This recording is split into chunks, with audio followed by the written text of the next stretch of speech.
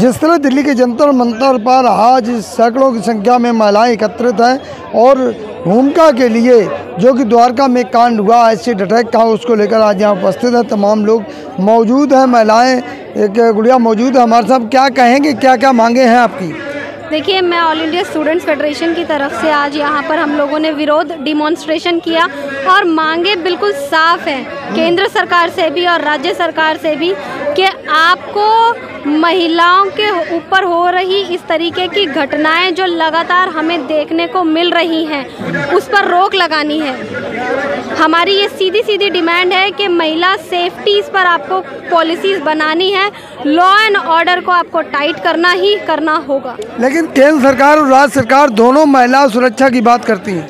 देखिए, महिला सुरक्षाओं की बात करना और महिलाएं सुरक्षाएं देना, ये दोनों ही अलग बातें हैं। अगर वो बात करती और ग्रास रूट लेवल पर ये काम हो रहा होता तो हम आप लोग आज यहाँ पर, आप मेरा बाइट नहीं ले रहे होते और मैं आज यहाँ पर उपस्थित नहीं होती, और वो जो पीड़िता है वो सफदरजंग हॉस्पिटल के अंदर अपनी ज़िंदगी और मौत की सांसों को नहीं लड़ रही होती। मोदी जी तो हमेशा महिला सुरक्षा की बात करते हैं, भावुक हो जाते हैं, तो उसको आप कैसे देखते हैं? मैंने अभी ही बात बोला कि बोलना और चीज़ों को प्रैक्टिकलिटी पे लाना, ये दो अलग बातें हैं।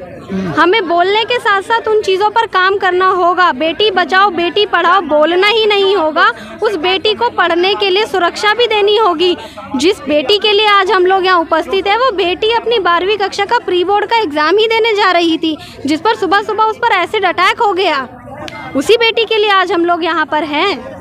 अच्छा, आपने अभी कहा कि दिल्ली सरकार के ऊपर भी आपने कहा, दिल्ली सरकार ने तमाम सीसीटीवी कैमरे लगवा दिए हर गली नुक्कड़ चौराहे पर और मार्शल की व्यवस्था की है, तो उसको आप कैसे देखते? देखिए, वो मार्शल की व्यवस्था आपने बोला जो की है और सीसीटीवी कैमरों की व्यवस्था जो की है, अगर सीसीटीवी कैमरा ही सुरक्षा दे रहे होते तो ये इस तरीके की घटना नहीं होती। अगर मार्शल ही हमें सेफ्टी दे रहे होते तो इस तरीके की घटना ही नहीं हो रही होती। हमें ऐसी पॉलिसी सरकार से मांग करते हैं कि बनानी होगी कि जिससे महिलाएं बिल्कुल सुरक्षित हों, वो खुली सांस ले सके, इस दिल्ली के अंदर अपनी पढ़ाई के लिए जा सके और अपनी बात को पुरजोर तरीके से रख सके। जिस तरह से निर्भया कांड में एक देशव्यापी आवाज़ उठी थी, क्या भूमिका के लिए आप लोग ऐसी आवाज़ उठा पाएंगे?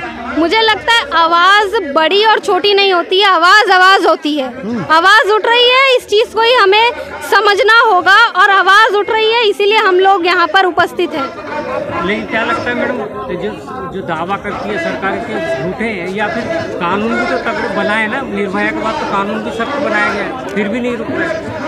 वही मैंने बोला ना कि कानून बनाना एक अलग चीज़ है, लेकिन उस कानून पर आप किस तरीके से काम कर रहे हैं, ये सवाल हमें सरकार से करना होगा और सरकार की ये जिम्मेदारी बनती है कि वो हमें जवाब दे और इंश्योर करे कि फ्यूचर में इस तरीके की घटनाएं नहीं होंगी। वो एक हमें नमूना दें, एक हमें विटनेस दें और इंश्योर करें कि हम भी आगे को बोल सके कि इस तरीके की अगर आप घटना करेंगे तो आपके साथ ये हो सकता है। लेकिन मैडम, आप तुरंत उनको अरेस्ट भी तो होगी, सरकार कोई कर सकती है ना, सजा दिला सकती है, अरेस्ट तो कर लिया ना तीनों को। अरेस्ट कर, वही मैं बार बार बोल रही हूँ कि आपको अरेस्ट किया उन्होंने, वो एक अलग चीज़ है, लेकिन उसके बाद भी तो ये चीज़ें हमें लगातार देखने को मिल रही हैं। तो मुझे लगता है मेरा एक सुझाव है कि मेरा ये सुझाव केंद्र सरकार से भी और राज्य सरकार से भी है कि हमें प्राइमरी स्कूल लेवल से, क्योंकि स्कूल में ही छात्र जाते हैं, वहाँ पर ही वो अपना ए फॉर एप्पल से लेकर के एक सेंटेंस बनाना सीखते हैं। तो अगर हम प्राइमरी लेवल से ही एजुकेट करें, मॉरल एथिक्स सिखाएं, जेंडर इक्वेलिटी की बातों को उनको समझाएं, तो मुझे लगता है कहीं ना कहीं बदलाव की एक उम्मीद हमें बड़े पैमाने पे, बड़े स्केल पर दिखेगी, क्योंकि बहुत लोग स्कूल जाते हैं। मैडम, ये सारे इतने बड़े बड़े अपराध हो रहे हैं, लेकिन मीडिया में हो या बीजेपी सरकार में वो कोई कपड़ा पहन के कैसे गाने गा रहे हैं, इस पे बहस चल रही है, लेकिन लड़कियों के मुद्दे पे नहीं चल रही, महिला सुरक्षा पे नहीं चल रही। देखिए, यही तो मानसिकता आज इस देश के अंदर बन चुकी है और इस तरीके की मानसिकता बनने के बाद ही तो इस देश के अंदर हम देख रहे हैं कि जुर्म लगातार बढ़ते ही चले जा रहे हैं पूरे राज्यों में, चाहे वो यूपी हो, बिहार हो, झारखंड हो, दिल्ली हो, मतलब ऊपर से लेकर के नीचे तक हमें लगातार इस तरीके के मामले, रेप के मामले, एसिड अटैक के मामले, ठीक है, हमें लगातार देखने को मिल रहे हैं। और अगर बातें उठाई भी जाएं तो आप उसकी कास्ट पर अटैक करते हैं, आप उसके धर्म पर अटैक करते हैं। और हम ये बात साफ कह देना चाहते हैं कि अगर किसी पर किसी भी तरीके का उत्पीड़न होता है तो आप ना ही उसको उसकी जात से जोड़िए, ना ही उसके धर्म से जोड़िए, ना ही उसके रंग से जोड़िए। गलत होता है। आप ये लाइक और डिसलाइक मत करिए। भूमिका और उसके परिवार के लिए सरकार से क्या मांग रखेंगे? देखिए, मैंने बार बार ये बात बोली है कि दोषियों को आपने पकड़ा तो है, लेकिन आपको इसके साथ साथ बताना होगा जनता को कि आगे फ्यूचर में इस तरीके की दुर्घटनाएं ना हो, उसके लिए आप क्या पॉलिसी बना रहे हैं। Thank you.